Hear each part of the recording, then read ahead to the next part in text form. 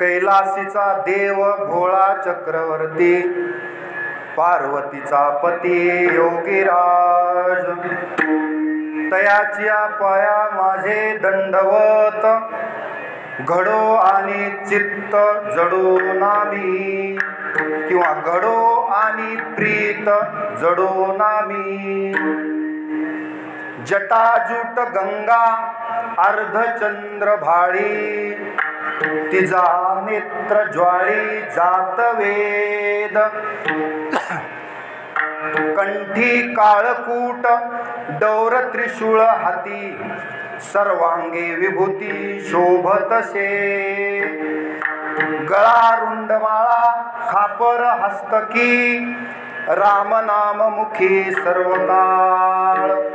गळा रुंडमाळा खापर हस्तकी, राम नाम मुखी सर्वकाळ.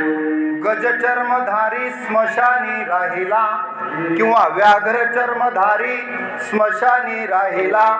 संगे भूतमेळा विराजित, तयाच्या पाया माझे दंडवत, घडो आणि चित्त जडो नामी. नामा मने नामे नासुनिया पाप, नामा मने नामे नासुनिया पाप. करी सुखरूप भक्ता लागी, तयाच्या पाया माझे दंडवत, तयाच्या पाया माझे दंडवत.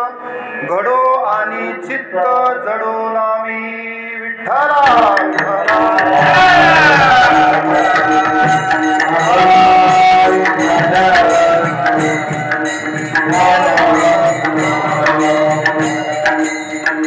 महायोगपीठे तटे भीमरथ्या, वरं पुंडरीकाय दातुं मुनीन्द्रे. समागत्य तिष्ठन्तमानन्दकन्दं, परब्रह्मलिङ्गं भजे पाण्डुरङ्गं. पाण्डुरङ्गा करो प्रथमं पाण्डुरङ्गा करो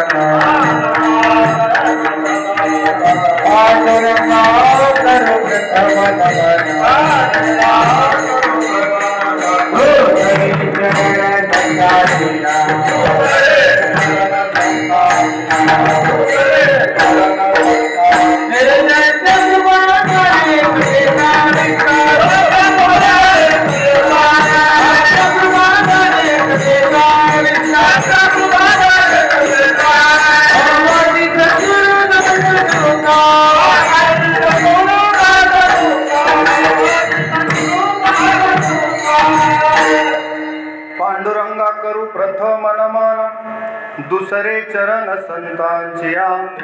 त्यांच्या कृपादाने कथेचा विस्तारो, बाबाजी सद्गुरु दास तुका. नागेंद्र हाराय त्रिलोचनाय, भस्मांगरागाय महेश्वराय. नित्याय शुद्धाय दिगंबराय, तस्मै नकाराय नमः शिवाय.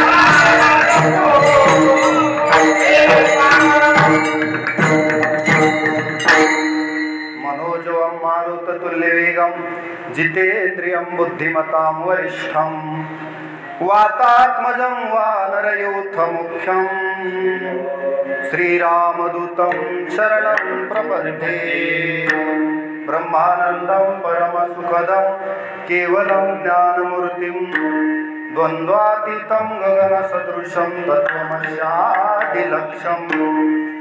एकं नित्यं विमलमचलं सर्वधी साक्षीभूतं भावातीतं त्रिगुणरहितं सद्गुरुं तं नमामि। प्रथम नमन करू गजवदना, प्रथम नमन करू गणनाथा, उमाशंकराची आसुता चरणावरी ठेवली माथा, साष्टांग आता दंडवत। दुसरी वंदू सारजा जे चतुराननाची आत्मजा, वाक सिद्धी पाविजे सहजा तया चरणोजा दंडवत। आता वंदू देव ब्राह्मण ज्यांचे पुण्य पावन, प्रसन्न होती श्रोते जन त्या माझे नमन दंडवत।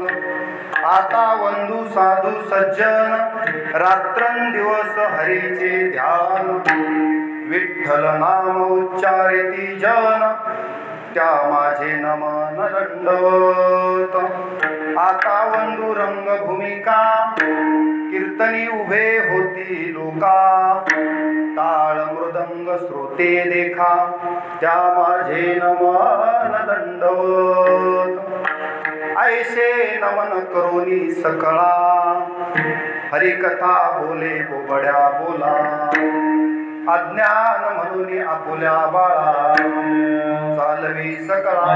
हे पायावरी या वारकरी संताच्या, वारकरी संताच्या या वारकरी संताच्या, वारकरी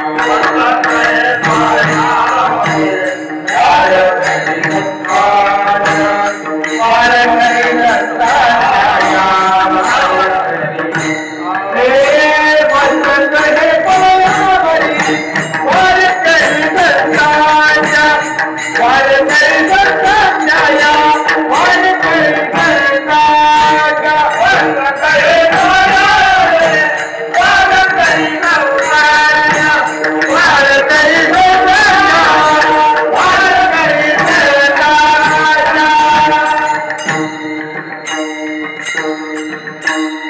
मस्तक हे पायावरी या वारकरी संतांच्या, श्री संताच्या माथा चरणावरी साष्टांग हे करी दंडवत।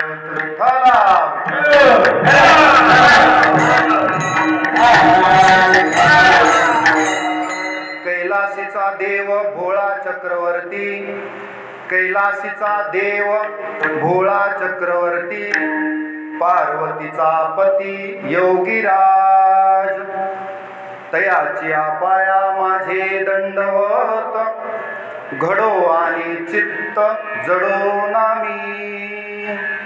प्रस्तुत प्राप्त प्रसंगी श्री क्षेत्र सोमेश्वर देवस्थान जिरेवाडी, तालुका परळी वैजनाथ, जिल्हा बीड या ठिकाणी आज आमचे मामा इन्मंतराव रामराव लटपटे यांच्या नगर भोजनाचा कार्यक्रम आहे। त्याचबरोबर त्यांच्या सौभाग्यवती ज्यांनी आयुष्यभर आरोग्य सेवेमध्ये काम केलं आणि आता सेवानिवृत्त झाल्या अशा आमच्या मामी कौशल्या हिनमंतराव लटपटे यांनी दंडवत घेण्याचा हा कार्यक्रम, सोमेश्वर चरणी दंडवताचाही कार्यक्रम आणि नगर भोजनाचाही कार्यक्रम आणि समस्त गावकरी मंडळी, जिरेवाडी, आमच्या गावाकडून आलेले समस्त ग्रामस्थ मंडळी, कोदरीकर, सर्व आमचे मामा मंडळी, इतर सर्व पाहुणे मंडळीच्या सहकार्यानं आज हा नगर भोजनाचा कार्यक्रम या ठिकाणी पवित्र तीर्थक्षेत्र आहे सोमेश्वरांच्या दरबारामध्ये आज आपण या पुण्य पावन भूमीमध्ये ही सेवा आयोजित केलेली आहे आणि या सेवेसाठी निवडलेला अभंग विठ्ठलाचे लाडके लढिवाळ भक्त, प्रेमाची मूर्ती, मूर्तिमंत प्रेम ज्यांच्या रूपाने या पृथ्वी तलावर अवतरलं, ज्यांनी देऊळ फिरवलं, ज्यांच्या हातचा नैवेद्य देवानं खाल्ला, ज्यांनी पंजाब पर्यंत तीर्थयात्रा केली आणि गुरु ग्रंथ साहिब मध्ये ज्यांची पद समाविष्ट झाली, त्याचबरोबर आपल्या शेजारच्या जिल्ह्याचे भूषण म्हणजे हिंगोली जिल्ह्यातील नरशिया गावचे सुपुत्र प्रसिद्ध साधू श्री संत नामदेवराय, वर्णनावरूनच आपल्याला लक्षात आलं असेल की अभंग श्री संत नामदेवरायांचा आहे, ज्यांनी या कीर्तन भक्तीला आधार दिला. ज्ञानदेवे रचिला पाया पण उभारिले देवालय, पण नामातयाचा किंकर. नामदेवरायानं तेने केला से विस्तार, सर्वत्र या कीर्तन परंपरेचा, भागवत धर्माचा ज्यांनी विस्तार केला अशा नामदेवरायांचा अभंग आहे. आणि या अभंगातून नामदेवराय भगवान शंकराचं वर्णन करतात. विठाला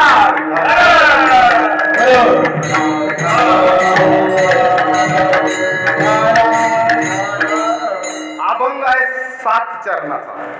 मला सुद्धा घेताना 3ऱ्या चरणाला गडबड झाली, त्याचं कारण वेगळं असू शकते, परंतु 7 चरणाचा अभंग आहे. सहसा कोणी काय म्हणते, शिव भोळा चक्रवर्ती जास्त कुटाण्यात पडू नये. कोणत्याही महाराजाला वाटते सोप्यात चलावं आपलं, एवढ्या अवघड अभंगात कोणी पडायला तयार नाही सध्या, पण मी तो प्रयत्न केला. सोमेश्वर भगवंताच्या कृपेनं आपण तो सिद्धीच नेऊ. विठाला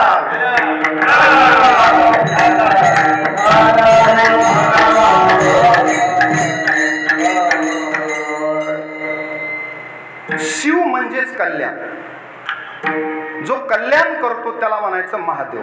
तुम्ही बघा, सर्व देवांनी अमृत पिलं, परंतु विष पितो तो महादेव. ज्यांनी समुद्र मंथनातून निघालेलं हलाहल विष या आपल्या सर्व पृथ्वीचा नाश होऊ नये म्हणून जगाच्या कल्याणासाठी प्राशन केलं, म्हणून निळकंठ नाम प्रसिद्ध झाले. त्यांचा कंठ निळा झाला, परंतु हे हलाहल विष महादेवानं पचवलं. अशा सोमेश्वराच्या दरबारात सेवा आहे. आता मला वाटतं इकडून परल्या वैद्यनाथंच डाकिन्या भीमशंकर, इकडं आपलं एक ज्योतिर्लिंग कुठं परळी आपल्या शिवशेजारीच आहे. मला वाटतं आता परळी आणि जिरेवाडी फारसा काय फरक राहिलेला नाही, जवळच. सकाळी मी दर्शनाला वैद्यनाथाच्या गेलो, प्रसन्न वाटला. आणि इथं सोमेश्वराला दोन्हीच्या मधात तुम्ही मागे पुढे उभा राहे सांभाळित. जिरेवाडीकराला चिंता नाही, कसलाही भूकंप झाला आणि कसलीही नैसर्गिक आपत्ती आली तर तुम्हाला टेन्शन घ्यायचं काम नाही. विठाला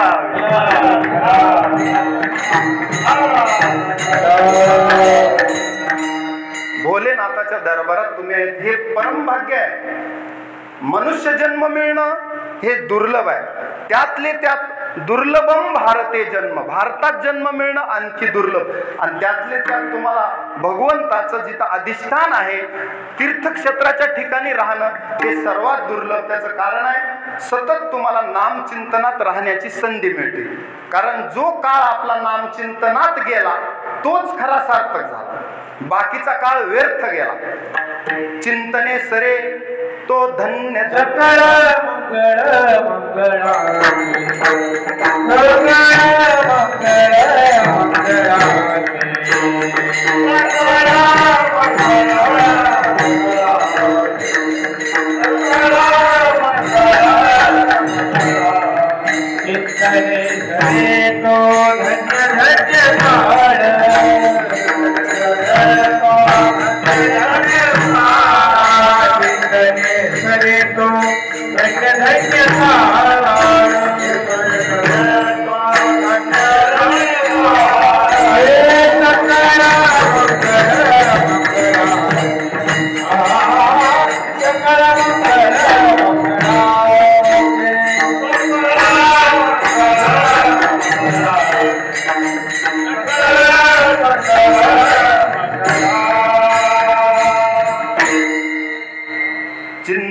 सरे तो धन्य धन्य काळ, सकळ मंगळ मंगळाचे, किंवा काळ सारावा चिंतने, एकांतवासी गंगा स्नाने, देवाच्या पूजने प्रदक्षिणा तुळशीच्या, किंवा काळ सार्थक केला त्यांनी धरिला मनी विठ्ठल. असे अनेक प्रमाण आपल्याला देता येतील.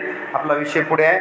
भगवान शंकराचं आज आपल्याला नामदेवरायांनी वर्णन केलेलं त्याचं आपल्याला स्पष्टीकरण किंवा त्याचं आपल्याला चिंतन करायचंय. नामदेवराय ज्या अर्थी विठ्ठलाचे लाडके लडीवाळ बघतायत, पण वर्णन कुणाचं करतात? महादेवाचं करतात. आता तुम्ही म्हणाल हे व्यभिचार नाही का? अव्यभिचारी भक्तीमध्ये कुठं मोडते? पण असं आहे की आपल्या संप्रदायाचे मूळ पुरुषच कोण आहेत? आदिनाथ उमा बीज प्रगटले आणि मच्छिंद्रा लादले सहज स्थिती, किंवा एका जनार्दनी शिव आणि शिरोमणी, एका जनार्दनी वैष्णव, एका जनार्दनी वैष्णव शिरोमणी महादेव. म्हणून आदिनाथ गुरु सकळ सिद्धांचा मच्छिंद्र तयाचा मुख्य शिष्य महादेवापासूनच संप्रदाय आलेला आहे. म्हणून असं कुणाला वाटायचं काम नाही की आपण तर विठ्ठलाचे भक्त आहेत, मग महादेवाचं वर्णन नामदेवराय करतात. त्या अर्थी हरी आणि हरामध्ये भेद नाही. हरिहरा नाही भेद, नाही नका करू वाद, एक एकाचे ठाई, एक एकाचे हृदयी, गोडी साखरेच्या ठाई, भेद कासी नाड आणि एक वेलांटीच आड. हर म्हणजे महादेव आणि हरी म्हणजे जो सर्व पापातून आपलं हरण करतो, पापाचं हरण करतो भक्ताच्या, त्याला म्हणायचं हरी म्हणजे विष्णू. विष्णू आणि महादेव, शिव आणि विष्णू एकची पाही, एकची प्रतिमा, असं कोण म्हणतात? नरहरी सोना. त्यांना सुद्धा असं वाटतं. एक कथा सांगतो म्हणजे तुमच्या लक्षात येईल. असाच भेद चालायचा. शैव आडवे पट्टे लावायचे, गंध महादेवाचा, विभूती बम बम बोले, आणि वैष्णव उभा गंध, ऊर्ध्वपुंड भाळी. कसा गंध? उभा गंध लावतो आपण, किंवा विठ्ठलाचा गंध कसा आहे? उभा आहे. विष्णूला उभा गंध आणि महादेवाला आडवे पट्टे. आता विभूती लावतो महादेव, तर ती विभूती म्हणजे साधारण माणसाची लावित नाही. जे मोठे मोठे लोक झाले पृथ्वीतला, ऋषी मुनी, जे देवाचे आवडते झाले, त्या भक्तांच्या चितेचं भस्म महादेव लावतो. कारण ते एवढे पवित्र आहेत. त्यांनी संप्रदायाला पवित्र केलं. नामचिंतन या पृथ्वी तलावर नामचिंतन प्रगट पसारा असाल ते करा जे ते. त्यांनी नामचिंतन नाम विस्तार केला म्हणून ते देवाच्या आवडते झाले. म्हणून त्यांच्या चितेचं भस्म कोण लावतात? महादेव. नरहरी सोनार सुद्धा महादेवाचे भक्त होते. मल्लिकार्जुनाचे भक्त पंढरपूरला राहायचे. दररोज मल्लिकार्जुनाचं दर्शन घ्यायचं, आपलं सोनारकीचं काम चालू. देवा तुझा मी सोनार, तुझे नामाचा व्यवहार, देह बागे सरी जाणे, अंतरात्मा नाम सोने. असा आपला आपला व्यवसाय दररोजचा. स्वकर्मना तमभ्यर्च सिद्धिम विंदती मानवा. आपल्या आपल्या व्यवसायात नामचिंतन करत करत विवेक हातवडा घेऊन हाती, असं त्यांचं काम. रामनाम सोने चोरी. म्हणजे नरहरी महाराज आपलं आपलं चिंतन करायचे. त्यांना असं वाटायचं की आपला व्यवसायातच देव आहे. म्हणून तर ते म्हणले देवा तुझा मी नरहरी सोनार, हरीचा दास. नरहरी सोनार, हरीचा दास. नरहरी सोनार, हरीचा दास. नरहरी सोनार, हरीचा दास. हे भजन करीतो राजसी बसर, भजन करीतो राजसी बसर. नामाचा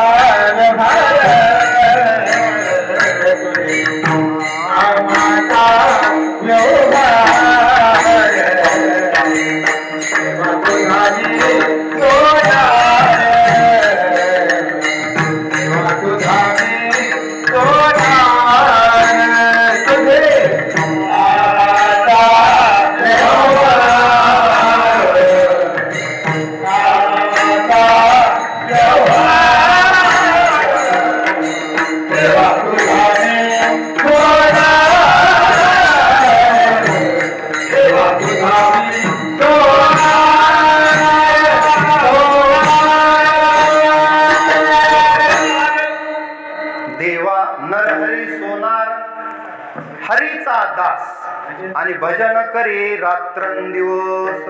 मग असे रात्रंदिवस भगवान शंकराचं ध्यान उपासना करायची, पण विठ्ठलाकडे जायचे नाही. त्याचं कारण त्यांचं असं म्हणणं होतं की एकच आपुला तो एक देव करून घ्यावा, कोणता तरी एकच देव असा अर्थ त्यांनी घेतला. पण आपुला तो एक म्हणजे या जगामध्ये सर्व बाकीचा पसारा सोडून फक्त देव आपला करायचा.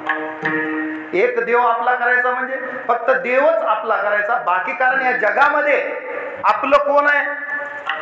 फक्त देव सोडला तर आपलं कोणी नाही, ह्याचा तुम्ही विचार करा. विठ्ठला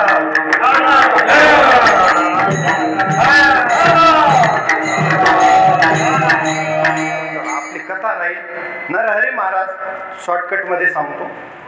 मल्लिकार्जुन शंकराची उपासना करायची. एके दिवशी एका सावकारानं नवस बोलला होता. कुणाला नवस बोलला? विठ्ठलाला, की मला मुलगा जर झाला तर मी तुला सोन्याचा करदोडा करतो. करदोडा म्हणजे सोन्याची साखळी, कमरेची आपली करदोडा, सोन साखळी करतो. आता त्याचा नवस पूर्ण झाला, त्याला मुलगा झाला. मग तो आला, चला म्हणला एखादा चांगला सोनार बघू पंढरपुरातला आणि त्याच्याकडून आपण काय करू, विठ्ठलाला चांगल्यापैकी करदोडा आपण वाहू. आपला नवस आहे तो आपल्याला फेडायचा आहे.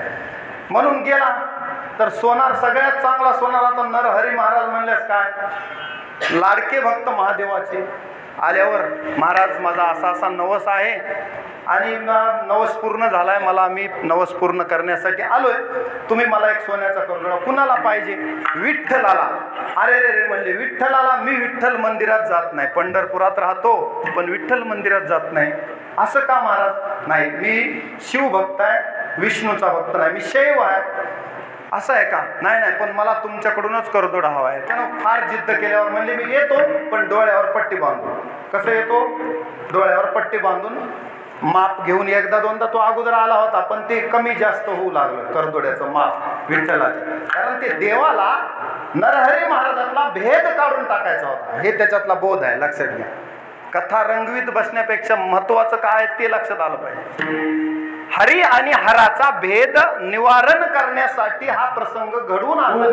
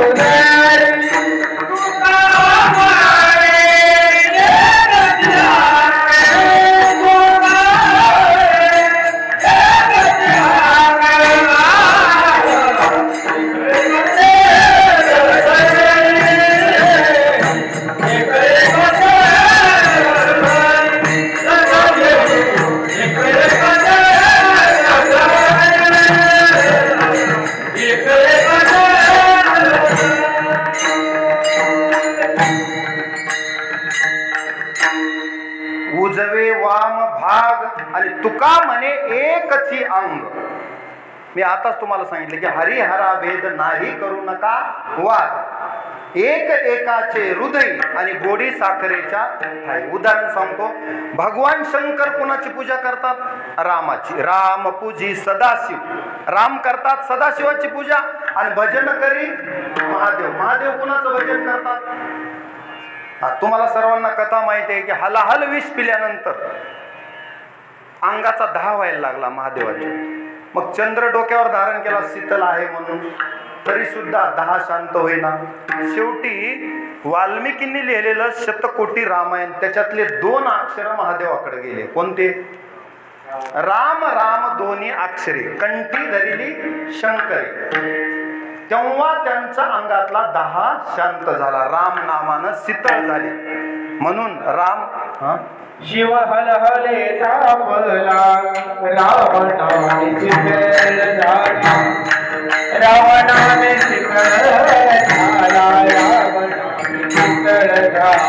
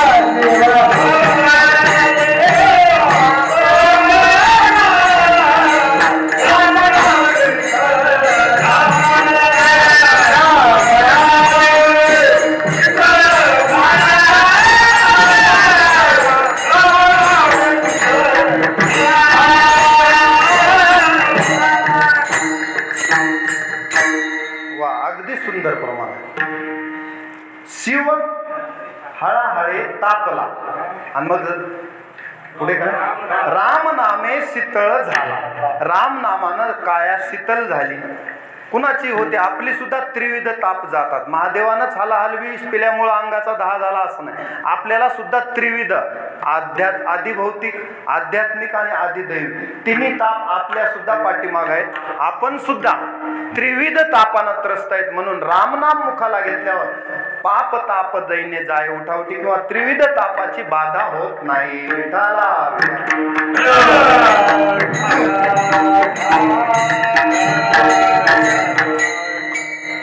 मग नरहरी महाराज डोळ्यावर पट्टी बांधून गेले. पहिल्यांदा 1-2दा माप घेऊन आले. ते काही कमी जास्त होऊ लागला करदोडा. मग म्हणले तुम्हीच चला आणि स्वतः व्यवस्थित माप घेऊन या. ठीक आहे म्हणले, मी डोळ्याला पट्टी बांधतो, विठ्ठलाचं मुख पाहणार नाही कारण मी शैव आहे. हा भेद घालण्यासाठी मग गेले. विठ्ठलाजवळ गेल्याबरोबर कमरेला हात लावल्याबरोबर त्यांना त्रिशूळ, डमरू, शंकर दिसायला लागले. गळ्यात साप, महादेवाचा अवतार. विठ्ठलच महादेव. आणि पुन्हा पट्टी उघडून बघितली, पुन्हा विठ्ठल, पुन्हा महादेव. त्यांना 2-3 वेळा असा चमत्कार झाल्यावर त्यांच्या डोक्यातला भेद गेला. त्याच्यानंतर ते विठ्ठलाचे उपासक झाले. विठ्ठला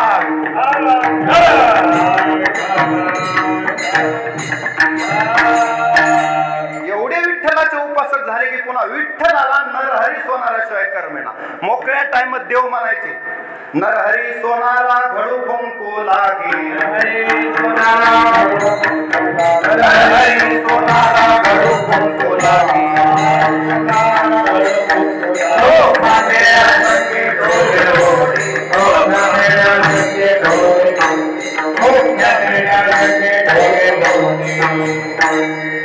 नरहरी सोनारा घडू फुंकू लागे आणि चोख्या मेळ्या संगे डोरे ओढी. देवाला करमना कधी जनाबाईच्या सोबत जायचं. जनाबाईच्या गौऱ्या विठ्ठल विठ्ठल म्हणत होत्या. आपलं मुख सुद्धा म्हणत नाही. चोखोबरायच्या हाड विठ्ठल विठ्ठल म्हणाले, पण आपण तोंडानं हरिमुखे म्हणा, हरिमुखे म्हणा. एवढं तरी करा. विठ्ठला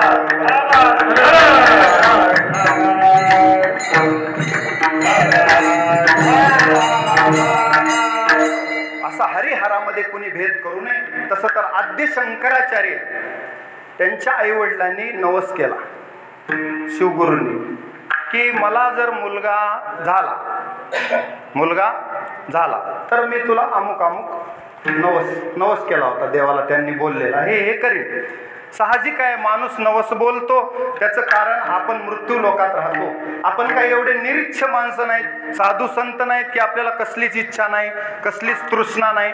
आपल्याला काही इच्छा असतात या जन्मात आल्यावर. आणि मागावं तर कुणाला मागावं? देवालाच मागणार आपण. इतरांना मागण्यापेक्षा देवाला मागण्यात काही गैर नाही. फक्त तुकोबरायसारखे म्हणतात, काही मागणे हे आम्हा अनुचित, वडिलाची रीत जाणत सो. त्यांचं वेगळं आहे, ते आपल्या मापात बसत नाही. तुकोबराय देव समोर, जर तुकोबराय देवासमोर गेले तर देव खाली मान घालायचा. का? कर्ज होतं डोक्यावर. कुणाचं? तुकोबरायचं. मग आता देणेकरी जर दारात आला तर ज्याच्याकडे देणं आहे तो माणूस खाली मानानच राहतो ना, त्याची ताटमान होत नाही, कारण कधी देणं मागते एवढं आपलं. देणेकरी आहे, देव कर्जदार आहे तुकोबरायचा. एकदा नाही, 4 अवतार.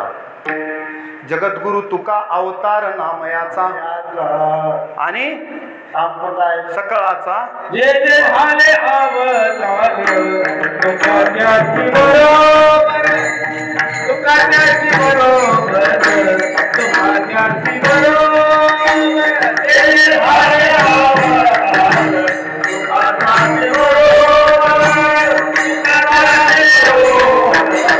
तुका त्याची बरोबर, तुका त्याची बरोबर. जे जे झाले अवतार तुका त्याची बरोबर, तुका त्याचे बरोबर, तुका त्याचे बरोबर. तुका त्याचे बरोबर, तुका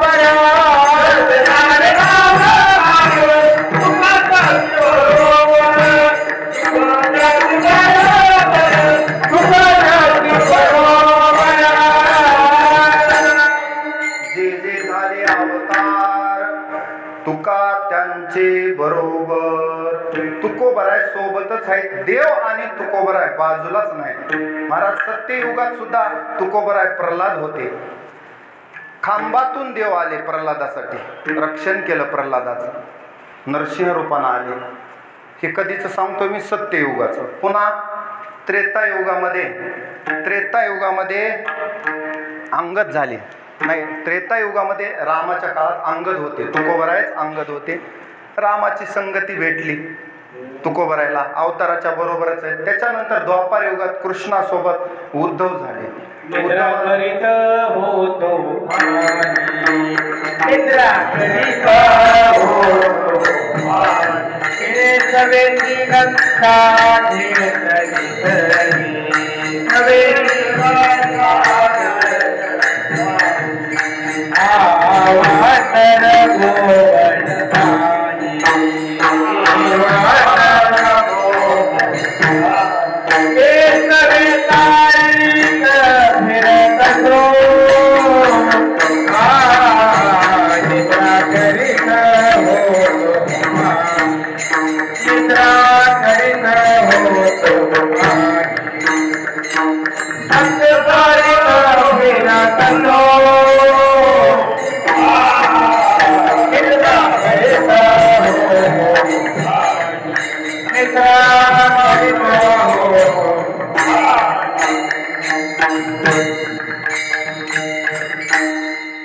त्रेतायुगातलं वर्णन आपल्याला काय सांगत होतो मी, अंगद झाले. अंगद रामासोबत राहिले. त्याच्यानंतर कलियुग आलं. कलियुगामध्ये नामदेवानं प्रतिज्ञा केली की 100 तुझे करीन अभंग, 100 कोटी अभंग लिहिण. देव म्हणले, नाम्या एका जन्मात एवढं शक्य आहे का तुला? काय म्हणले, तुझ्या भरोशावर करून टाकले, तू जाणे आणि ते अभंग जाणे, मला काय माहिती. घालून या भार राहिलो निश्चिंते, निरविले संती विठोबासी, मला माहित नाही म्हणले.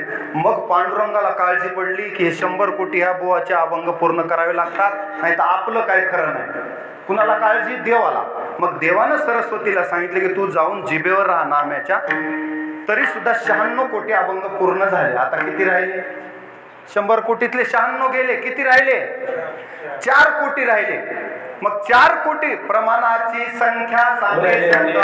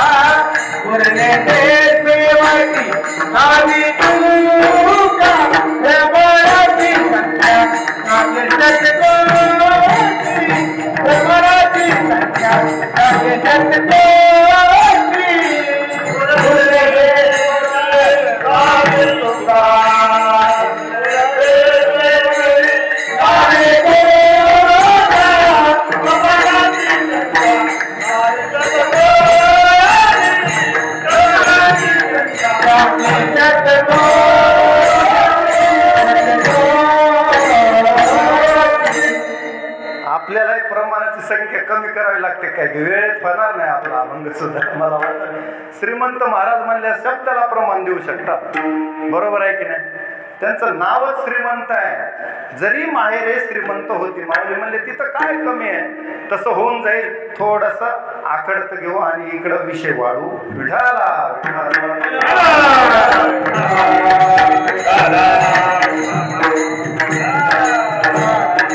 प्रमाणाची संख्या सांगे शतकोटी आणि उरले ते शेवटी लावी तुका. नामदेवरायाचा अवतार झाला की लगेच 16व्या शतकात तुकोबर आहे. जगद्गुरु तुका अवतार नामयाचा आणि लगेच काय केलं, राहिलेले 4 कोटी पूर्ण केले. प्रतिज्ञा पूर्ण झाली. मला हे सांगायचं की देव 4 युगात कर्जदार आहे. मग तो जर तुकोबरायचा कर्जदार असेल तर मागण्याची आस पाहे मुखाकडे आणि चिंतिल्या रोकडे मनोरथ जरी केलं तुकोबरायने तरी देवाची द्यायची तयारी होती, पण हे बुवा मागायलाच तयार नाही. अशी अवस्था तुकोबरायची साधू संतांची. मला तिकडे जायचं नाही, कारण त्या कोटीत आपण बसत नाही. आपण सामान्य माणसं आहेत. आपल्याला काहीतरी चॉकलेट लागतं तरच आपण भजनाला येतो. चॉकलेट दिलं तरच मुलं शाळेत जातात, KG ला जातात, नाही तर रडत घरी येतात. तसं आपण देवाला मागावं, ह्याच्यात काही चूक नाही. मोठ्या मोठ्याने मागितले यादी सांगतो, जास्त वेळ घेत नाही. उपमन्यूला त्याची आई पिठामध्ये पाणी घालून दूध म्हणून द्यायची. कुणाला? उपमन्यूला. एके दिवशी त्यानं खरं दूध पिलं. आता जेव्हा तुम्ही ओरिजिनल निरस म्हशीचं जिरेवाडीतलं जर दूध पिलं तर हॉटेलमधलं पाणी घातलेलं किंवा पीठ काढून दिलेलं पुन्हा पिणार का? पित नाही माणूस. का? त्याला खऱ्या दुधाची चव कळाली. एकदा खऱ्या दुधाची रामरसाची आज चवी आणि मग आनरस रुचती केवी. एकदा रामरसाची जर जिभेला गोडी लागली तर मग पंक्तीची तरी गोड लागत नाही ना, तुम्हाला गुलाबजामुन गोड लागत नाहीत. मग जीभ कुठं जाते? माझी मज झाली अनावर वाचा छंद या नामाचा घेतला शे. कुठं जाते जीभ? मग देवाकडं. तिला दाबून जरी धरलं तर ती थांबत नाही नाम घेता. त्याचं कारण आहे तिला त्याची गोडी कळावी. म्हणून कोणत्याही गोष्टीची काय कळावी लागते? गोडी कळावी लागते. मग उपमन्यूने सांगितलं आता मी असलं दूध आई पिणार नाही. आई म्हणली बाळा तुला मागायचं तर देवाला मागून घे. देणारा समर्थ कोण आहे? ऐसा तू समर्थ ब्रह्मांडाचा धनी. त्याच्या घरी काय कमी आहे? समर्थाचे घरी सकळ संपदा. काय नाही तुटी कदा कासयाची. कसलीच तुटी नाही. कारण जेने हे विश्व निर्मिले महर्षी देवा ते संस्थापिले आणि 21 स्वर्गा ते धरिले सत्ता मात्रे आपुल्या. असली देवाची कर्तुम अकर्तुम अन्यथा कर्तुम शक्ती आहे. मग बाळा तू त्या देवालाच माग. जसं ध्रुव बाळाला आईनं सांगितलं की तुझं मनोरथ पूर्ण करायचं असेल तर तुला देवाकडेच जावं लागेल. अशी जागा मिळव तुला. इथं बाबानं ढकलून दिलं मांडीवरून म्हणून रडू नको. रडायचं तर देवाजवळ जाऊन रड. देव पूर्ण करतो मनोरथ. पुरवी धरावी ते इच्छा. अहो भक्ताची इच्छा पूर्ण करणार नाही तर कुणाची करणार? विठ्ठला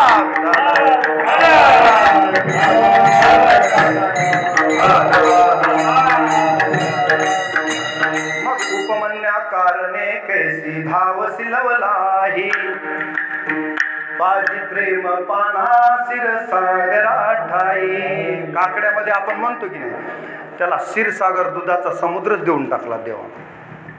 देव होनी उदार भक्ता देतो अमरपदे.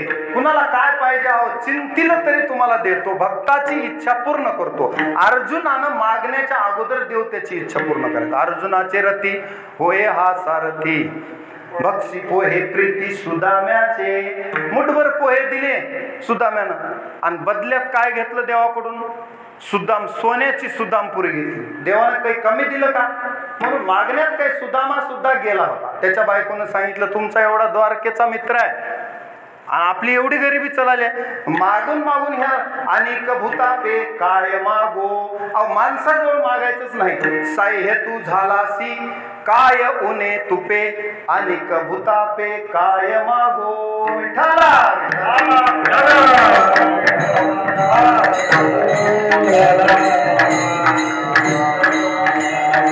तुमच्या मनातलं सुख दुःख देवाला सांगा. तुमची इच्छा देवाला सांगा. कारण पूर्ण करणारा कोण आहे जगात? जो पूर्ण असेल तोच तुमची इच्छा पूर्ण करू शकतो. नाहीतर शामराव गेले रामरावकडे, रामरावालाच खायचं वांद आहे, शामरावला काय देऊ शकतील ते. म्हणून ऐसा तू समर्थ ब्रह्मांडाचा धनी आणि वर्म हे जाणूनी शरण आलो. म्हणून शरण जायचंय तर कुणाला जायचं? देवाला जायचं. आता आजचा जे आमच्या मामीचा सुद्धा दंडवत आहे, शरण जाणं म्हणजे अष्टांग आपलं अंग टेकून, म्हणजे त्याला म्हणायचं सर्व भावानं शरण. सर्व धर्मान परित्यज्य मामेकम शरणं व्रज मग अहम त्वाम सर्व पापेभ्यो मोक्ष इष्यामि मा शुच. असे जो कोणी देवाला शरण गेला तो खरा भाग्यवान आहे. म्हणून शरण जायचंय, जाण्यायोग्य कोण आहे? वर्म हे जाणोनी शरण आलो. शरण जाण्यायोग्य एक देवच आहे. म्हणून देवालाच शरण जावं. आणि देव जो देवाला शरण जातो तो भाग्यवंत आहे. भाग्यवंत म्हणो तया शरण गेले पंढरीराया तरले तरती हा भरवसा नामधारकाचा ठसा. म्हणजे शरण जायचंय तर एका पांडुरंगाला जायचं.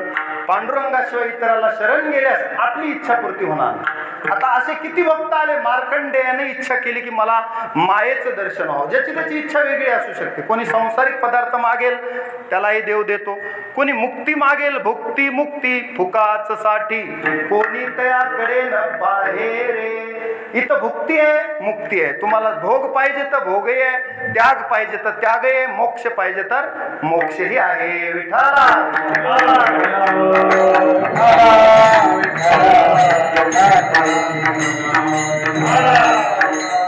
आद्य गुरु शंकराचार्यांचं सांगत होतो, जे साक्षात शंकराचे अवतार आहेत.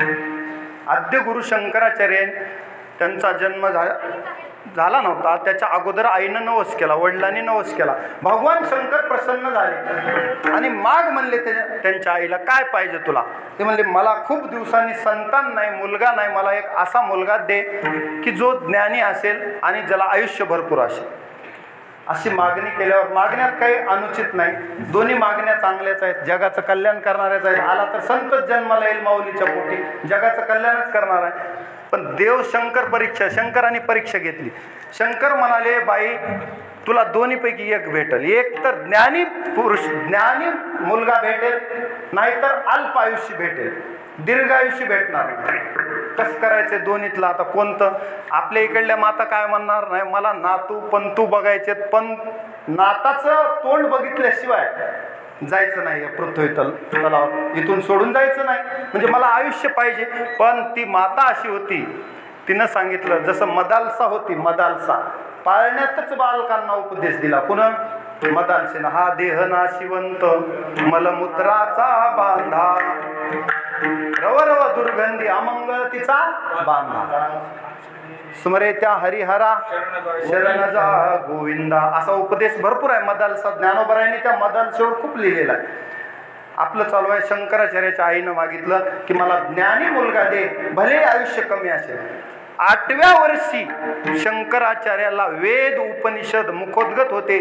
16व्या वर्षी प्रस्थानत्रयीवर भाष्य लिहिलं. व्यासांचे ब्रह्मसूत्र, भगवद्गीता. आताही तुम्ही शंकराचार्याचा आपल्या इथं मूर्ती आहे, वैद्यनाथाच्या मंदिराच्या येताना डाव्या बाजूला भगवान आद्यगुरु शंकराचार्याची मूर्ती आहे, हातात प्रस्थानत्रयी असं लिहिलेलं आहे पुस्तकावर, तुम्ही बघा तिथं. शंकराचार्यांचं दर्शन घेत जा, परळीला गेल्यास तुम्हाला आहे. शंकराचार्य हे साक्षात शंकराचेच अवतार होते. मग शंकर म्हणले, ज्ञानी म्हणल्यावर मी ज्ञानराणा शंकर आहे, मलाच माते तुझ्या पोटी यावं लागेल. म्हणून साक्षात शंकराचार्य शंकरच आहेत, शंकराच्या रूपानं आले.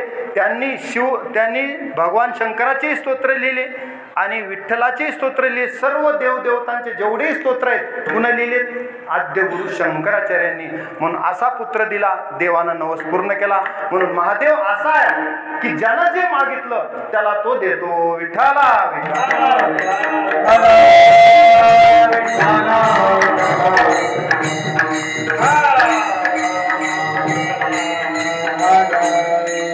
मार्कंडेयाला सुद्धा अल्प आयुष्य होतं, पण भगवान शंकराच्या कृपेनं, भगवान शंकराची कृपा झाली आणि तो दीर्घायुष्य झाला. कोण? मार्कंडेय, ज्याला मी आता तुम्हाला सांगितले माया पाहण्याची इच्छा व्यक्त केली. देवाकडे जी इच्छा भक्तानं व्यक्त केली ती पूर्ण करण्याचं सामर्थ्य देवात आहे. मग आता देवानं विचार केला, आता माया मार्कंडेयाला दाखवायची. आपल्या भक्ताची इच्छा आहे. एकदा पृथ्वीचा प्रलय चालू होता आणि त्या प्रलयामध्ये एका वडाच्या पानावर छोट्याशा बाल रूपात श्रीकृष्णानं आपलं रूप घेतलं आणि लहान झाले आणि त्या प्रलयात वाहत जाऊ लागले. ते बघितलं. मार्कंडेयाच्या आश्रमातून जात असताना मार्कंडेयाने पाहिलं. बालकाच्या श्वासाबरोबर मार्कंडेय आत गेले आणि बाहेरच्या सृष्टीसारखी माया आत देवाच्या पाहिली. जशी चतुर्दश भुवने कुणाला दाखवली होती? भगवान श्रीकृष्णाने यशोदा मातेला दाखवली होती. तसं मायेचं स्वरूप मार्कंडेयाला दाखवलं, अशी भागवतात कथा आहे. विठाला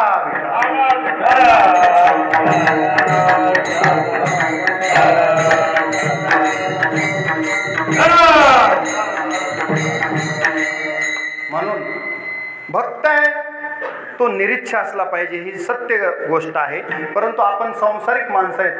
आपली जी काही इच्छा आहे, जी मनोकामना आहे, ती देवाला मागण्यात काही कमीपणा नाही. देव ती पूर्ण करत असतो आपलं मनोरथ. नाहीतरी आपल्याला देवानं असंही न मागता सुद्धा पुष्कळ गोष्टी दिलेल्याच आहेत. त्याचं प्रेम आहे आपल्यावर. फक्त आपण आईनंच केलेल्या पुऱ्या आहेत, तळून तयार केल्या. पण बालकानं उगा असं जरी म्हणलं, त्याच पुरीतली एक पुरी घेतली, आई तू एक खा असं जर म्हणलं, तर ती आई त्याला पुन्हा 2 पुऱ्या वाढते. ती स्वतः खात नाही. तिला एवढंच कळतं की बालकाचं माझ्यावर किती प्रेम आहे, म्हणजे त्याला आईची सुद्धा काळजी आहे. आईला सोडून तो खात नाही. तसं आपण देवाला न विसरता, देवाला धरून संसारातलं कोणतंही कार्य करा, देव तो पूर्णत्वास नेतो. कारण सत्य संकल्पाचा दाता नारायण आणि करीम मनोरथ, सगळे मनोरथ पूर्ण करतो. कोणताही देव. आपण आज भगवान शंकराचं वर्णन करत आहोत. सर्व देवाकडे भक्त गेले, भक्तांची इच्छा देवानं पूर्ण केलेली आहे. म्हणून चिंतिले ते मनीचे जाणे, चिंतिले ते मनीचे जाणे, पुरवी फुले अंतरीचे, पुरवी फुले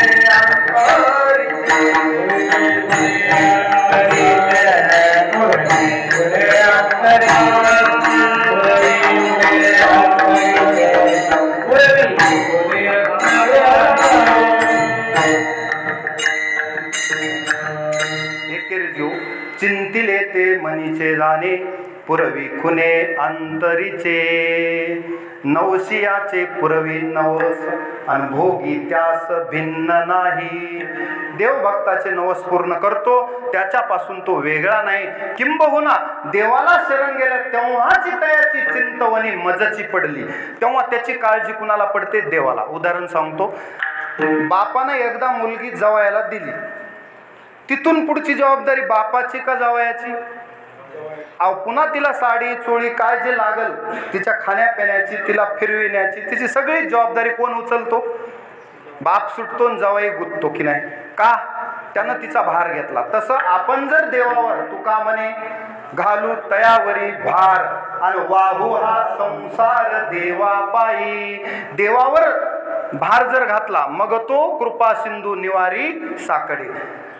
देवावरी भार घालून या असं जर राहिलं तर पूर्ण करतो तो. पण त्याच्यासाठी अट काय? की आपली आणि देवाची ओळखच जर नसेल तर तो आपला भार घ्यायला रिकामा आहे का? त्याच्या डोक्यावर सगळेजण भार देतील, त्याला किती भार होईल, पण भक्ताचा भार त्याच्यासाठी अवघड नाही. उदाहरण सांगतो.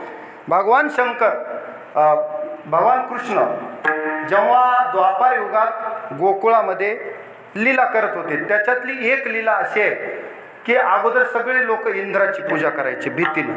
भगवान श्रीकृष्णानं सांगितलं की आजपासून इंद्र पूजा बंद, आज गोवर्धनाची पूजा करायची. उद्यापासून गोवर्धनाची पूजा. इंद्र चिडला. मेघ जो कडाडीला शिळा वर्षल्या धारी. इंद्र कोपला भारी असं वर्णन आहे. इंद्रानं काय केलं? संवर्तक मेघाला आज्ञा दिली की एवढा पाऊस पाडा की गोकुळ वाहून गेलं पाहिजे. तेव्हा भगवान श्रीकृष्णानं सगळ्या गोकुळवासियांना सांगितलं, मी इथं असताना काहीच होणार नाही, घाबरू नका. केवढी अतिवृष्टी झाली तरी तुम्हाला अनुदानाची गरज पडणार नाही, मी आहे समर्थ इथं. ऐसा तू समर्थ ब्रह्मांडाचा धनी. मी मगा सांगितलं ना, समर्थाचे घरी सकळ संपदा. करतुम अन्यथा करतुम. भगवान श्रीकृष्ण आहे, घाबरू नका. मग पाऊस जोरातच सुरू झाल्यावर सगळ्यांना देवानं सांगितलं काठ्या लावा, पर्वत उचलायचा आपल्याला गोवर्धन. सगळे म्हणले पर्वत कसा उचलल देवा, तुम्हाला काय राहिले म्हणले काठ्या तर लावा की तुम्ही. काठ्या लावल्यावर देवानं फक्त करंगळी लावली. राखिले गोकुळ नखी धरोनिया गिरी.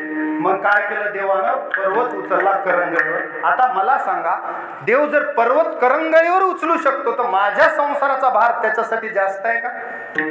त्याच्यासाठी जास्त भार नाही आपला, फार कमी आहे. फक्त अनन्य भावानं जो होय मज अनन्य शरण, त्याचे निवारी मी जन्म मरण.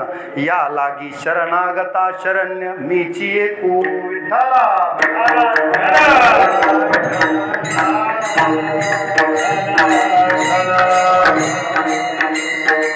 असाच भक्ताचे मनोरथ पूर्ण करणारा एक देव आहे, तो म्हणजे महादेव आहे. नामदेवराय म्हणतात तो देव कुठे राहतो? अभंगाचं पहिलं चरण. कैलासीचा देव भोळाचा, कैलासीचा देव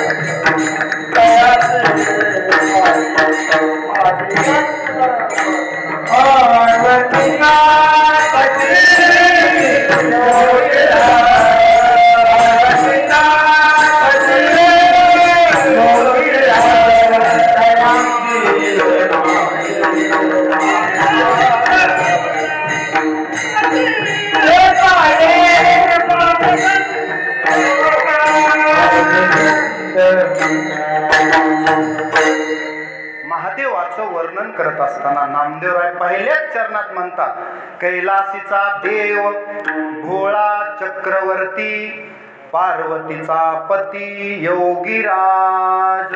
एवढे विशेषण लावले, सोडवायला किती वेळ लागेल? थोडक्यात सांगतो.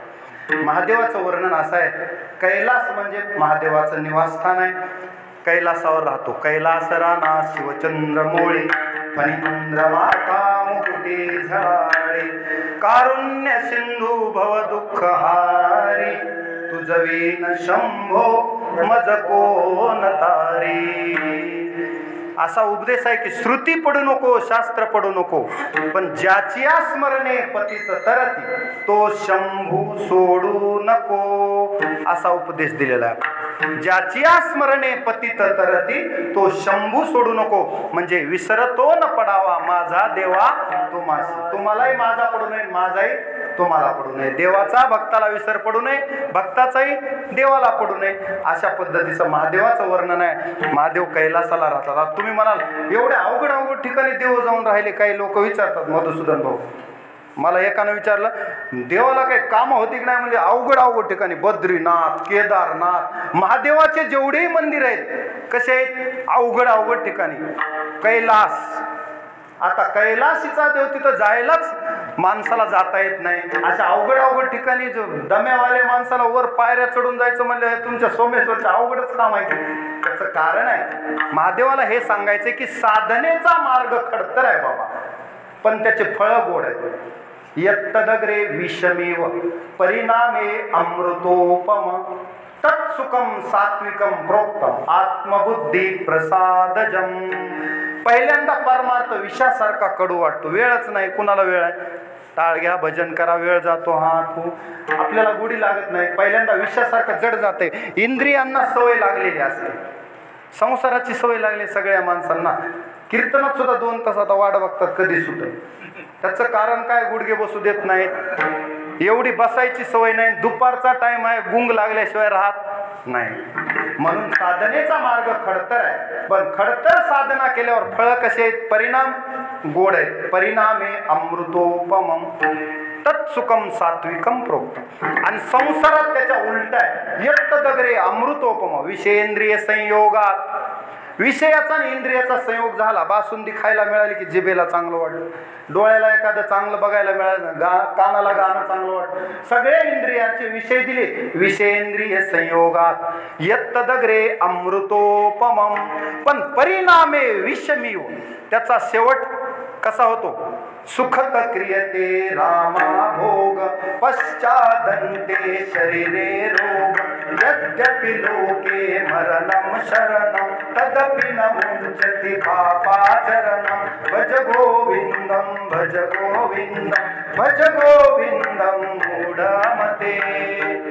परिणाम असा आहे. कसा? सुखत क्रियते रामा भोग पण पश्चादन्ते शरीरे रोग. नंतर शरीर कर्कश होऊन जातं भोग भोगून, त्याला रोगानं घेरलं जाते. मग त्यावेळेस माणूस अंगम गलितम पलितम मुंडम दशनवीनम जातम कुंडम वृद्धो याति गृहीत्वा दंडम तदपि न मुञ्चति आशापिंडम. भज गोविंदम भज गोविंदम भज गोविंदम मूढमते. असली स्थिती होती पुन्हा म्हातारपणी.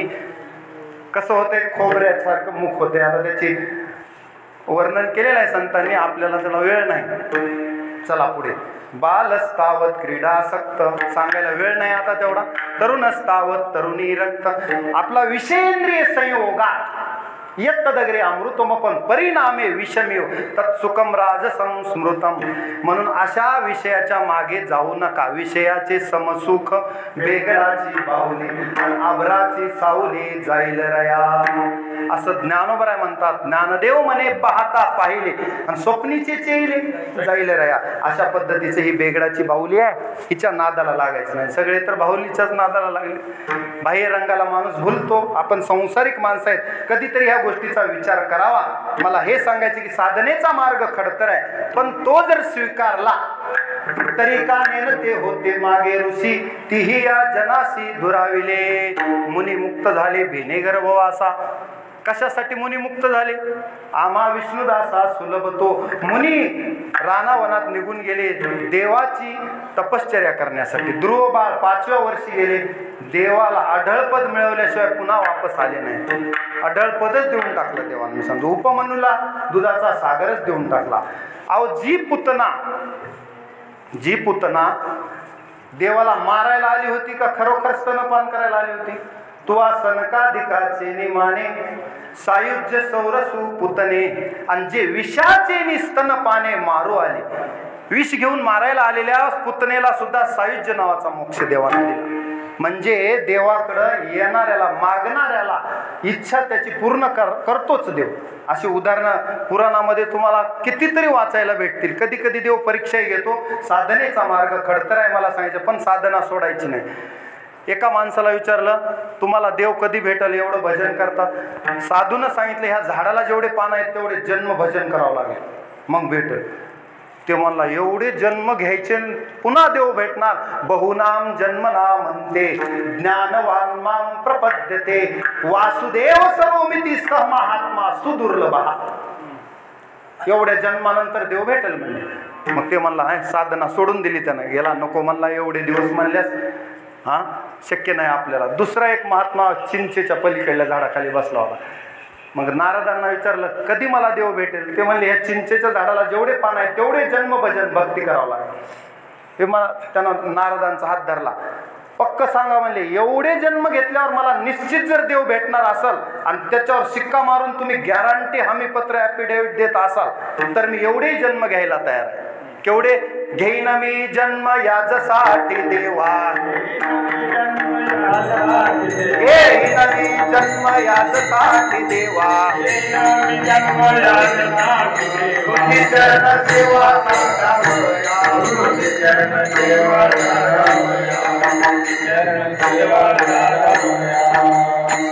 थोडक्यात घेऊ आपण. मी घेतो म्हणले. मग त्याला म्हणायचं साधक. म्हणून मी सांगतो कैलासीचा देव भोळा चक्रवर्ती. आता भोळा विशेषण आहे. भोळा म्हणजे आपण साध्या भोळ्या माणसाला म्हणतो लय भोळा आहे, पण महादेवाला लबाडी ओळखता येते बरं. तेवढाही भोळा नाही, फक्त देण्याच्या बाबतीत भोळा आहे. किती भोळा आहे? त्या भिल्लानं शिवरात्रीच्या दिवशी एका भिल्लानं बिल्व पत्रावर म्हणजे बेलाच्या झाडावर बसला होता एक भिल्ल. त्या भिल्लानं हरणीला मारण्यासाठी शिकारीसाठी आलेला भिल्ल हरणीला बोलला. तो हरणी म्हणली माझ्या पाडसांना मी थोडंसं स्तनपान करून येते, घरच्यांना भेटून येते, मग मला मार. त्याच्यामुळं हरणी जर एवढं बोलते आणि मी नाही आले तर मला काय पाप लागेल ह्याची यादी सांगते. मग रात्रभर तो त्या हरणीची वाट बघतो. वरून एक एक बिल्वपत्र खाली तोडून टाकतो. महादेवाच्या पिंडीवर शिवलिंगावर ते बिल्वपत्र खाली पडतात एक एक एक एक, आणि अनायासे त्याला न कळता पूजन होऊन जाते. कुणाचं?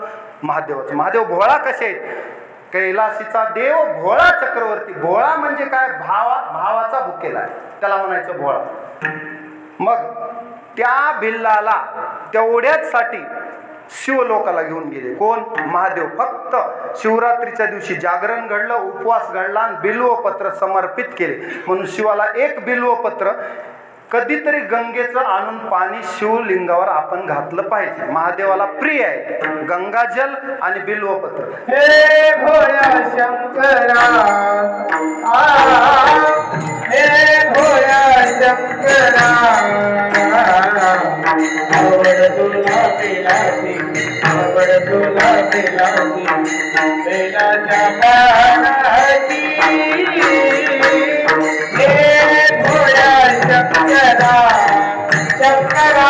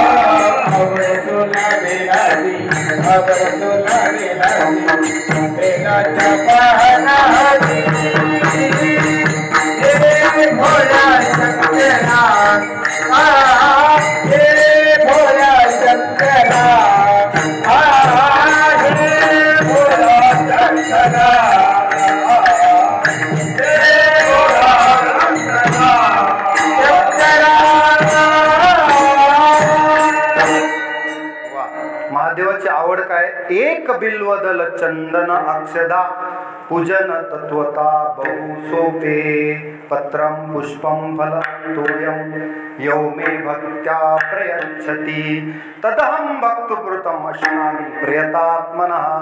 देव खुश होतो. एक बिल्वपत्र जर देवाला व्हायला आणि कधीतरी गहन अरण्यातून आपण स्वतः आणायचं बिल्वपत्र, स्वतः गंगेचं पाणी आणून महादेवाला घालायचं. त्याची काय कारण आहेत पुढे सांगतो मी, पण एवढं तरी करा.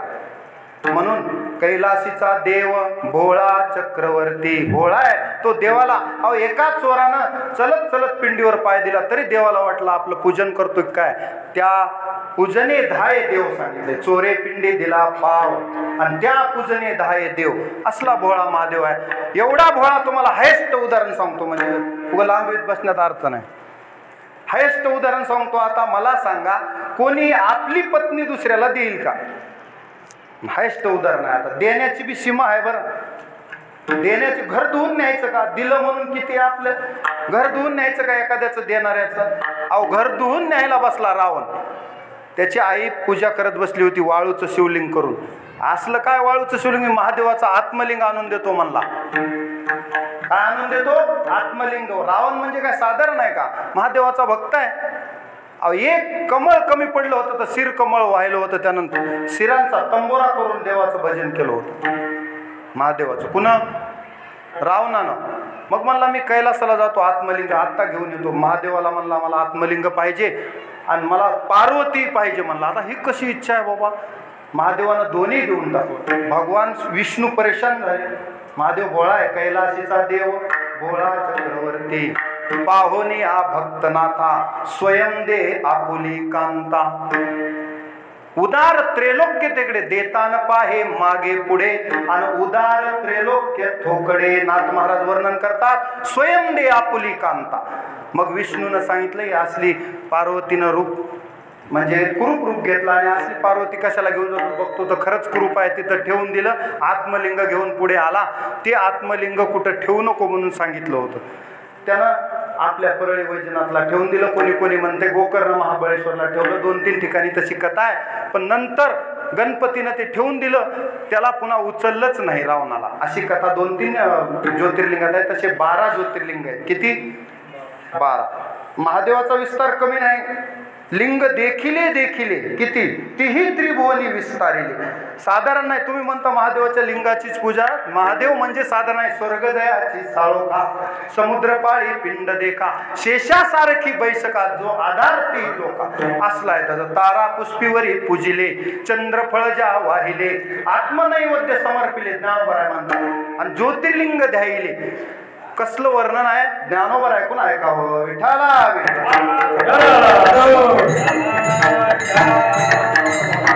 बारा ज्योतिर्लिंगाचं जर नाव जरी घेतलं तर पाप जातं. सौराष्ट्रे सोमनाथंच श्रीशैल्ये मल्लिकार्जुनम उज्जैन्याम महाकालम ओंकारम अमलेश्वरम परल्याम वैद्यनाथंच डाकिन्या भीमशंकरम सेतुबंधे तु रामेशम नागेशम दारुकावने वाराणस्याम तु विश्वेशम त्र्यंबकम गौतमी तटे हिमालय तु केदारम घुष्मे संच शिवालय.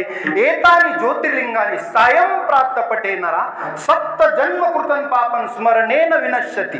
फक्त स्मरण मात्रे 7 जन्माचं पाप जातं. एवढी ताकद महादेवाच्या नामात आहे. विठाला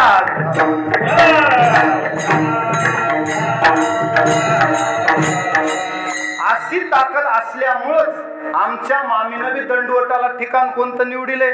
सोमेश्वर. म्हणून आमच्या मामीचाही दंडवत ध्रुवचरणात नामदेव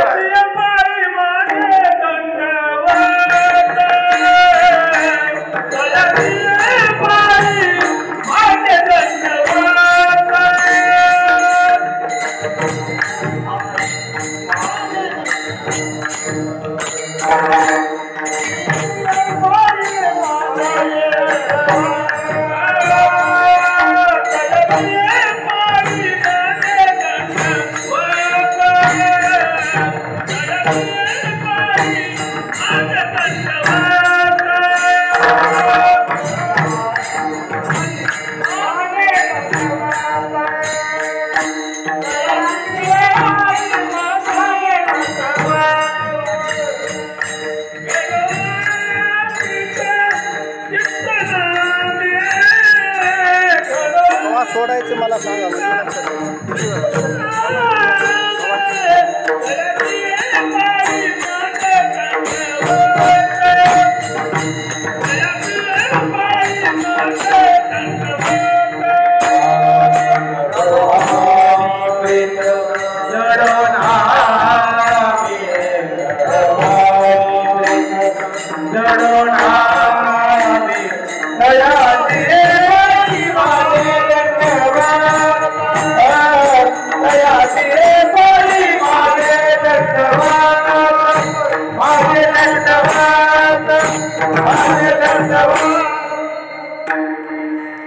म्हणून ध्रुव चरणात संत नामदेवराय म्हणतात दयाची पाया माझे दंडवत घडो आणि चित्त जडो नामी. म्हणजे दंडवत घडो आणि चित्त नामी जडो.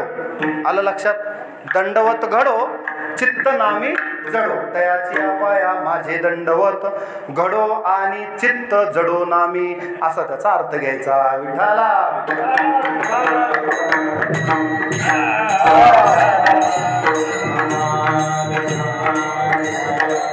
आता दंडवत शब्दाचा अर्थच आहे साष्टांग, म्हणजे 8 अंगासहित देवाला पूर्णपणे शरण जाणं.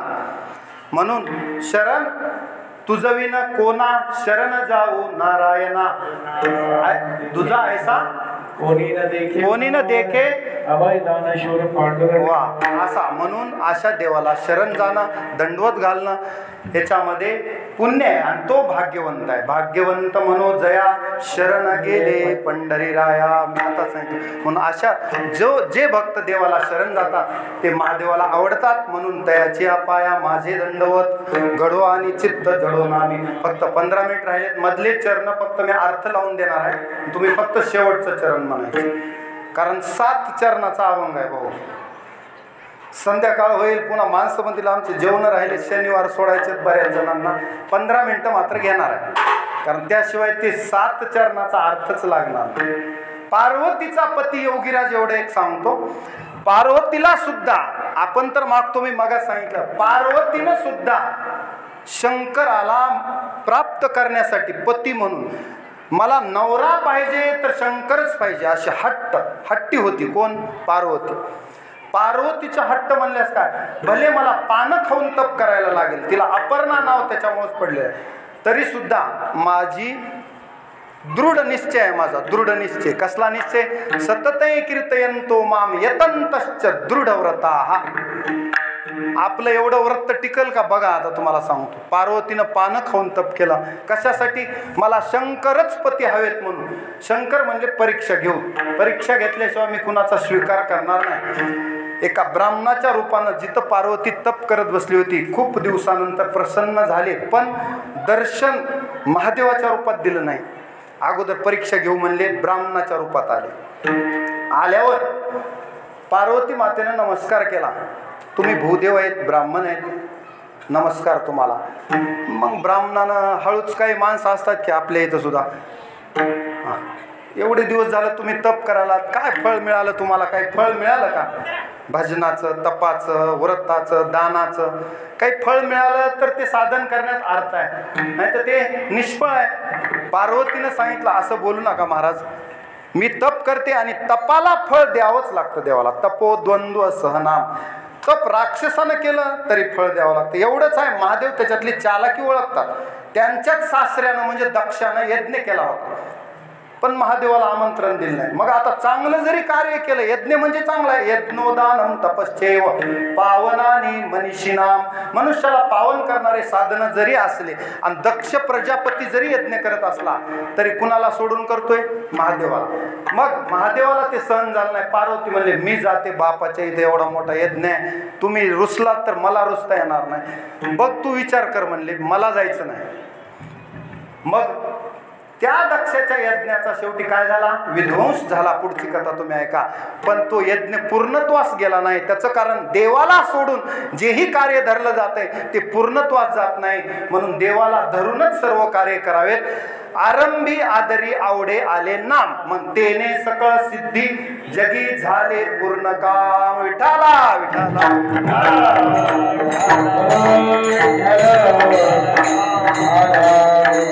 महादेव प्रत्यक्ष स्वतः आहेत, पण त्रिपुरांतक त्यांना नाव पडले. त्या तारकासूर विद्युन मालिन मायासुराला मारायचं होतं, तिन्ही पुरण नष्ट करायचे होते एका बाणानं, तर त्यांनी सुद्धा गणपतीचं पूजन केलं आणि ते एका बाणात त्रिपुरारी नष्ट केले, म्हणून त्याला त्रिपुरांतक नाव पडलं. मग कोणत्याही कार्याचा आरंभाला देवाचं पूजन करायचं आणि मग कार्याला सुरुवात करायची, असा आपल्याकडे प्रघात आहे. सर्वजण तो पालन करतात. पुढे त्या पार्वतीचं काय झालं ते सांगतो. मग ब्राह्मण तिची परीक्षा घेऊ लागले, म्हणजे शंकरच ब्राह्मण वेशातले. म्हणले, शंकरासंग लग्न करण्यात तू तप का करतेस असा पहिला प्रश्न विचारला. त्यांनी सांगितलं, मला पार्वतीने सांगितलं, मला नवरा पाहिजे, शंकर तो पती मिळावा म्हणून मी एवढं व्रत करत आहे. असं आहे का?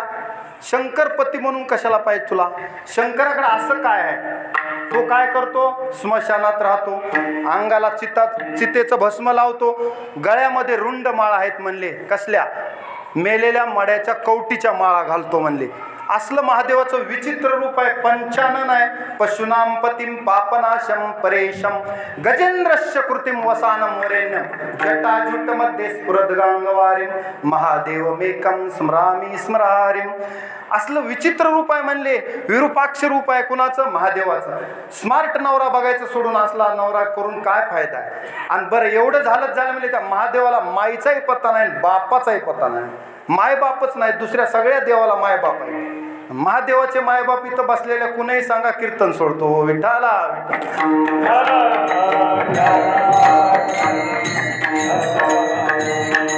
याचं कारण आहे ते अज आहेत. अजन्मा म्हणजे अज देव, महादेव अज आहेत.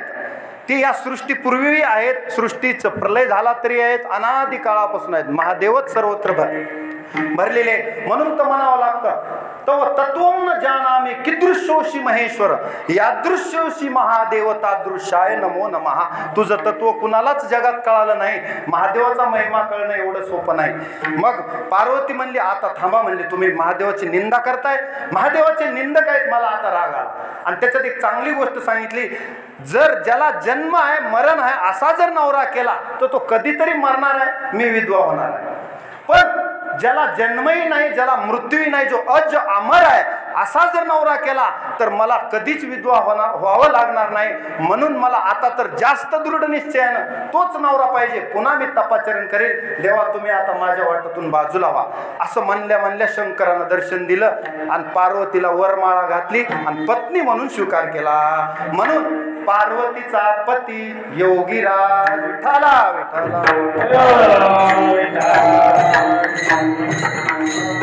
आता एक्सप्रेस सांगतो पुढचे चरण. जटाजूट मध्ये जटाजूट गंगा अर्धचंद्र भाळी तिचा नेत्र ज्वाळी जातवे. तिसऱ्या चरणात नामदेवराय म्हणतात जटेमध्ये गंगा आहे. कुठून आली गंगा? स्वर्गात होती. भगीरथाच्या 4 पिढ्यानं प्रयत्न केले तेव्हा भगीरथाला गंगा प्रसन्न झाली. मग गंगा म्हणली माझा ओघ एवढा जास्त आहे की पृथ्वी सगळी वाहून जाईल. तिचा वेग कमी करण्यासाठी शंकराची तू काय कर, तपश्चर्या कर. मग शंकराला प्रसन्न केलं भगीरथानं. भगीरथ म्हणजे रामाच्या कुळातला राजा आहे, रघुकुळातला, इक्ष्वाकू कुळातला. मग गंगाही प्रसन्न झाली, महादेवही प्रसन्न झाले. महादेवाला काम सांगितलं तुम्ही काय करा, गंगा मला प्रसन्न झाले, मला माझ्या पूर्वजांचा उद्धार करायचा, सगर राजाच्या पुत्रांचा, तुम्ही काय करा तिचा वेग कमी करा. महादेव तयार झाले. महादेवानं गंगेचा ओघ जटेमध्ये घेतला आणि गंगेचा ओघ कमी करून आता हरिद्वार गंगोत्रीहून जी गंगा येते, फेडीत पाप ताप पोखीत तिरीचे पादप आणि समुद्रा जाय आप गंगेचे जैसे. सगळ्यांचं पाप ताप दैन्य कोण फेडते? गंगा. आपण जर गंगेमध्ये स्नान केलं, कशामध्ये? गंगा हे असं तीर्थ आहे कसल्याही मनुष्याचं पाप घालते, पण भक्तिभावानं आपण गंगेमध्ये स्नान केलं पाहिजे. मगाच सांगितलं मी, काळ सारा वा चिंतने एकांत वासी गंगा स्नाने नमामि गंगे तव पाद पंकजम सुरासुरेर वंदित दिव्य रूपम भुक्तिं च मुक्तिं च ददासि नित्यम भावानुसारेण सदा नराणां. विठ्ठला विठ्ठला.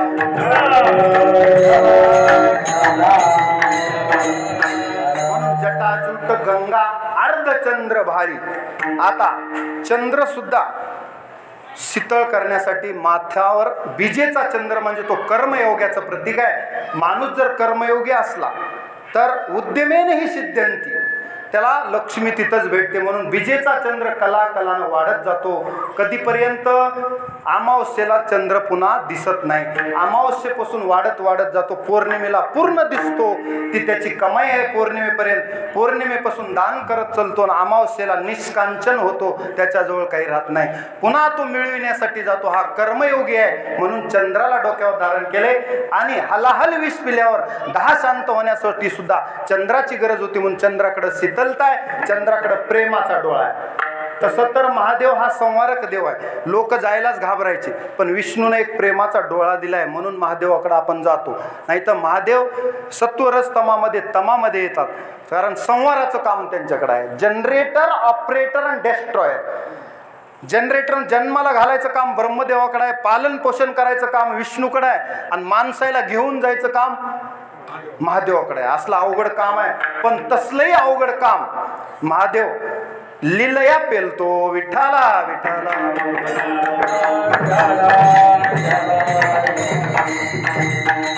चला, जटाजूट गंगा अर्धचंद्र भाळी तिचा नेत्र ज्वाळी जातवेद. महादेवानं जर तिसरा डोळा उघडला तोपर्यंत माणसाला बरं आहे.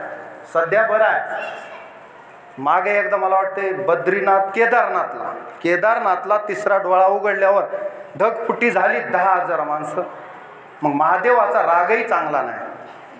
महादेव भोळा तेवढाच आहे, पण त्याच्या पूजनामध्ये विक्षेपही जमत नाही आणि त्याच्या भावामध्ये काही कमतरताही जमत नाही. म्हणून भोळा आहे पण लबाडी ओळखतो.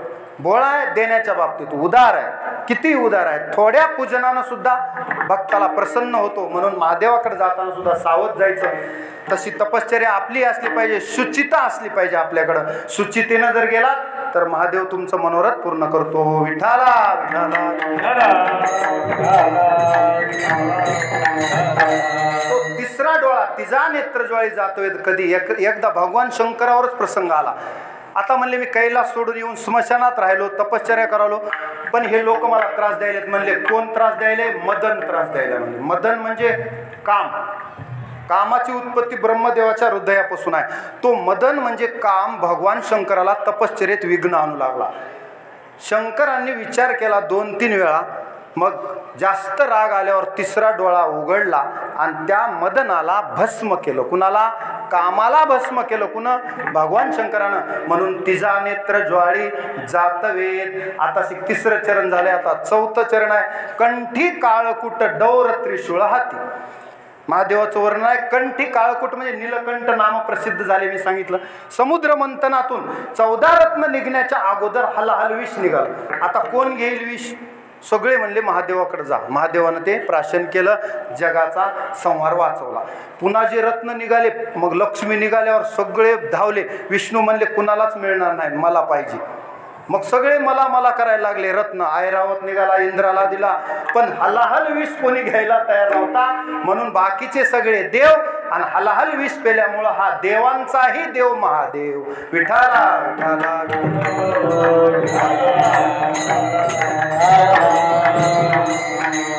आपला संप्रदाय सुद्धा मी मगा सांगितला. आदिनाथ गुरु सकळ सिद्धांचा मच्छिंद्रतयाचा मुख्य शिष्य. मच्छिंद्राने बोध गोरक्षाशी केला. गोरक्ष वळला गहिनी प्रती गहिनी प्रसादे निवृत्ती दातार आणि ज्ञानदेवासार चोजवले. असं आपल्यापर्यंत ते ज्ञान आलंय.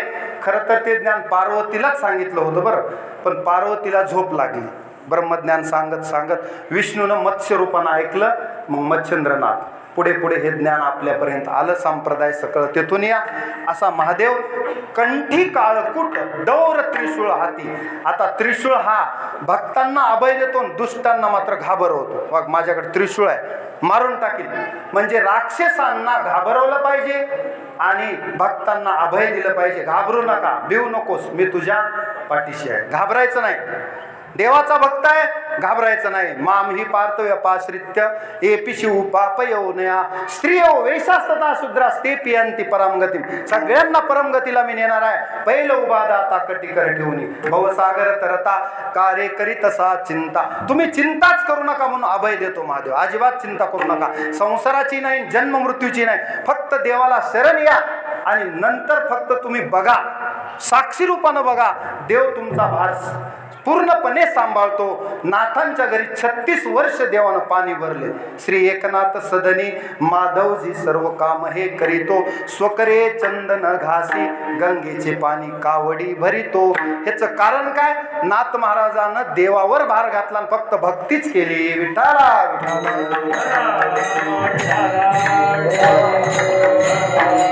त्रिशूळ हातात आहे. डमरू जे आहे, डमरू साधारण नाही.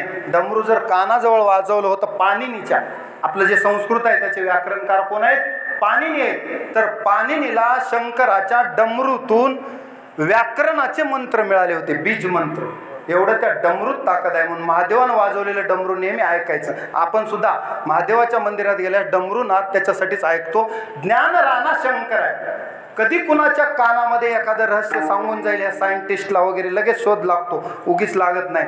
कुठंतरी त्याच्यावर सुद्धा महादेवाची कृपा असते की रहस्य त्याला समजते. अगोदर काही पृथ्वीवर सफरचंद खाली पडत नव्हता का? वर जात होता, खालीच पडत होता. पण न्यूटनला कळालं की तो गुरुत्वाकर्षणामुळे खाली पडतो. पण त्याच्या आधी काही गुरुत्वाकर्षण नव्हतं असं नाही, पण त्याच्या कानात महादेवानं डमरू वाजवून सांगितले की बाबा याला गुरुत्वाकर्षण म्हणतात, हे जगाला सांग. मग कुणाच्या तरी निमित्तानं देव ते प्रकट करत असतो. विठाला विठाला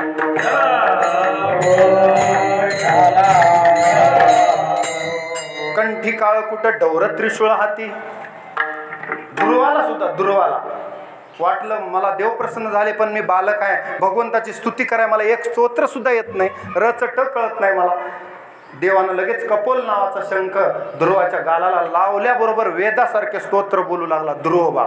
एवढी त्या शंखामध्ये, त्या डमरूमध्ये ताकद आहे, म्हणून ही आभूषण आहेत महादेवाचे. म्हणून कंठी काळकूट डौर त्रिशूळ हाती सर्वांगी विभूती शोभतसे. विभूती मगाच मी सांगितलं, जे महान लोक आहेत कोणते, प्रल्हाद, नारद, पराशर, पुंडरीक, व्यास, अंबरीश, शुकशौनक, भीष्म, दालव्यान, रुक्मांगदार्जुन, वशिष्ठ, विभीषणादी पुण्यानिमान परम भागवतान स्मरामी. एवढी यादी आहे. यांच्या चितेचं भस्म देव लावतो, यांच्या कवटीच्या माळा गळ्यात घालतो. काल कंठी काळ कुठं डौर त्रिशूळ हाती सर्वांगे विभूती शोभतसे. गळा रुंड माळा खापर हस्तकी आणि राम नाम मुखी सर्व काळ. मी मगाच सांगितलं की सर्व काळ महादेव कुणाचं स्मरण करतो, रामाच्या नामाचं. आणि राम महादेवाचं पूजन करतो. राम पूजी सदाशिव भजन करी महादेव, असे बरेच प्रमाण आहेत. त्याच्यामुळं गळा रुंड माळा खापर हस्तकी राम नाम मुखी सर्व काळ. आणि त्याच्यानंतरचं चरण आहे गज चर्मधारी किंवा व्याघ्र चर्मधारी स्मशानी राहिला. मी आताच सांगितलं स्मशानात देव राहतो. व्याघ्र चर्म म्हणजे हत्तीचं उदारता कातडं किंवा वाघाचं कातडं आसन म्हणून घेतात. त्याचं कारण ज्यालाही ज्ञान प्राप्त करायचं त्याचं आसन कसं असलं पाहिजे, पवित्र.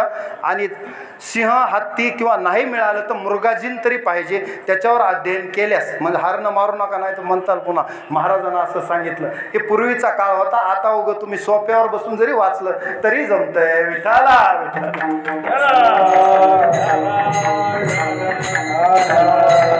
असंही तुम्हाला आता कायद्यानं बंदीच आहे. वन्य प्राण्यांची शिकार करण्यावर काय. मग व्याघ्र चर्मधारी स्मशानी राहिला संगे भूत मेळा विराजित. महादेवाकडं जी सैन्य आहे ते सगळे भूत आहेत म्हणले. कसले आहेत, भूते वेताळ नाचती आणि हर्षयुक्त उमापती. असलं गळा रुंड माळा खापर हस्तकी नरहरी महाराजांनी वर्णन केलंय ना, आता मी सांगितले कोणतं. त्याच्याकडे काय आहे, भूते वेताळ नाचती आणि हर्षयुक्त उमापती. ह्या बाबाला जर एकदा छंद लागला आणि एकदा जर नृत्य चालू केलं, कोणतं, नमः शिवाय ओम नमः शिवाय हरे हर भोले नमः शिवाय नमः शिवाय ओम नमः शिवाय हरे हर भोले नमः शिवाय. ओमेश्वर शिव सोमेश्वर हरे हर भोले नमः शिवाय.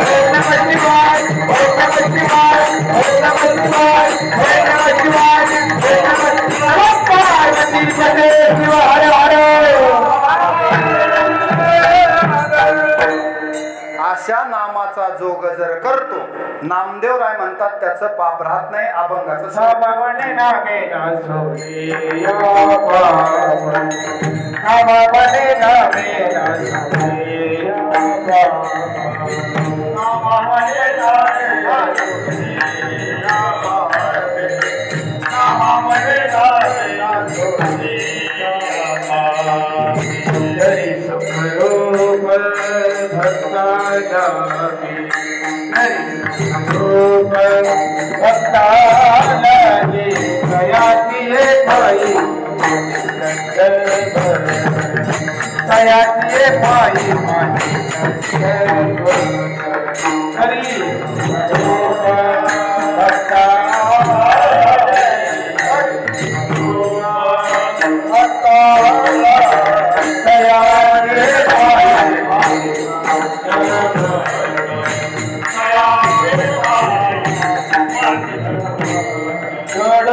आणि चित्त